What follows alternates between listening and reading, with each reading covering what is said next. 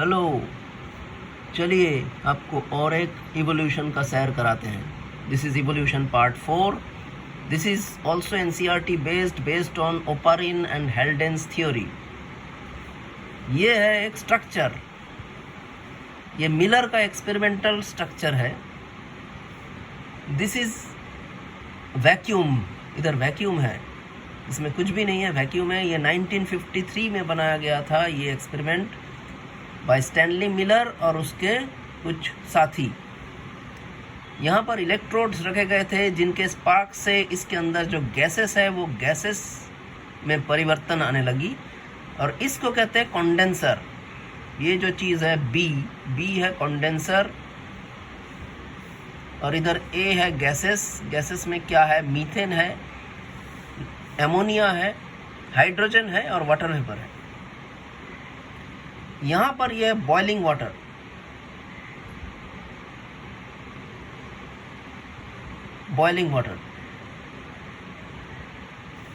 तो यहाँ से ये गैसेस निकलती हुई कंडेंसर से गुजरती हुई वाटर ड्रॉपलेट्स फॉर्म करती है. फिर यहाँ पर जैसे ही गुजरती है, यहाँ पर गर्मी है, यहाँ पर वाटर हीट किया जा रहा है, उसके अंदर आकर गिर रही है. फिर एक्स्ट्रा जो स्टीम जा रही है वो स्टीम को वैक्यूम पंप के साथ कनेक्ट कर दिया गया है. तो इसी तरह से हम ऑर्गेनिक मॉलिक्यूल्स पाते हैं. फिर आ रहा है creation of electric discharge eight 800 degree Celsius. यहाँ पर 800 डिग्री सेल्सियस यहाँ पर हो रहा है. उसमें ये गैसेस अमाइनो एसिड फॉर्म कर रही है.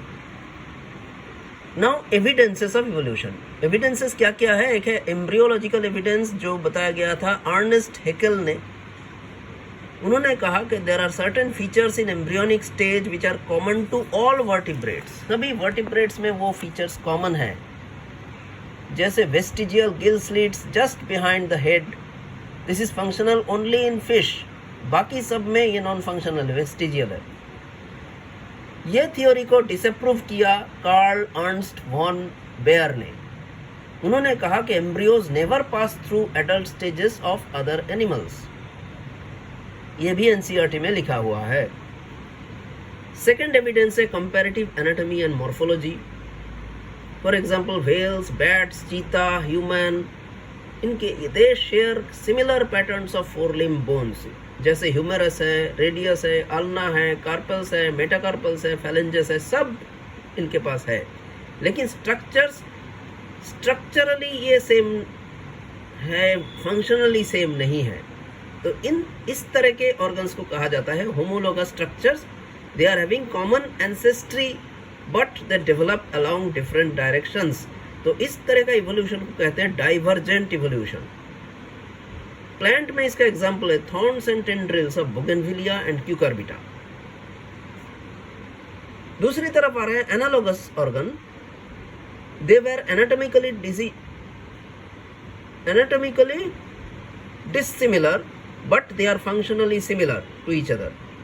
इस तरह के इवोल्यूशन को कन्वर्जेंट इवोल्यूशन कहा जाता है. जैसे eye of octopus and mammals.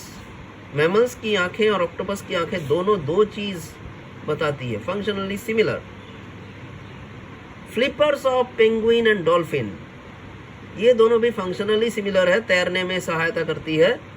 और प्लांट में है स्वीट पोटैटो, ये रूट है लेकिन पोटैटो स्टेम है, फिर भी फंक्शनली सिमिलर है, फूड स्टोर करती है. फिर हम चल रहे हैं मॉथ की तरफ. MOTH मॉथ्स, इनको पेपर्ड मॉथ्स कहा जाता है.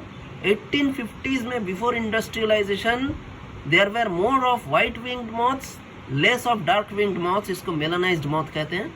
और 1920 के बाद जब इंडस्ट्रियलाइजेशन हो चुकी है, after industrial revolution, there were more dark winged and less white winged moths, क्योंकि ट्री ट्रंक्स तब तक डार्केंड हो चुकी है. इसमें से क्या कंक्लूजन निकलता है? Predators will spot them against contrasting background. इसके लिए ये लोग ने अपना कलर चेंज कर लिया और स्पीशीज भी अलग हो गए. Before industrialisation white coloured lichens they covered the trees, so the moths were white winged. आपको पता है lichens used in pollution indicators because they do not grow in polluted areas. तो ये एक बहुत अच्छी बात है कि लिचेंस को हम पॉल्यूशन इंडिकेटर के हिसाब से यूज़ कर सकते हैं। नेक्स्ट आते हैं adaptive radiation. Adaptive radiation is a process of evolution of different species in given geographical area. This starts from a point and radiate to other habitats. For example Darwin's finches है और Australian marsupials है। Darwin's finches हमको Galapagos island में मिलते हैं, जो originally seed eating beaks थे, धीरे धीरे इवॉल्व करके इंसेक्टिवोरस बीक्स बन गए, वेजिटेरियन बीक्स बन गए, एट्सेट्रा। और ऑस्ट्रेलिया में जो मार्सुपियल्स है वो आइलैंड्स ऑफ ऑस्ट्रेलियन कॉन्टिनेंट में पाए जाते हैं। इधर प्लेसेंटल मैमल्स एडेप्टिव रेडिएशन की वजह से ऑस्ट्रेलियन मार्सुपियल्स बन गए। For example placental wolf and Tasmanian wolf of Australia. So if you like the video, please subscribe my channel and please share the video with your friends and relatives. Thank you.